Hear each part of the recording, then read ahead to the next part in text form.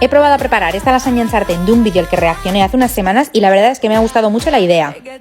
Empiezo poniendo en una sartén con aceite una cebolla picada y cuando se empiece a ablandar le pongo la carne picada y lo sazono con pimienta negra, ajo en polvo y sal.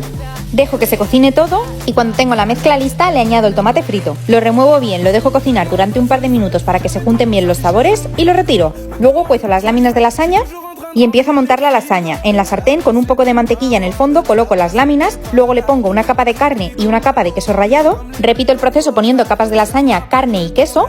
Y hago una última capa con las placas de lasaña, el resto de la carne que me queda y lo cubro bien con queso rallado. Tapamos la lasaña hasta que el queso se haya derretido. ¡Y listo!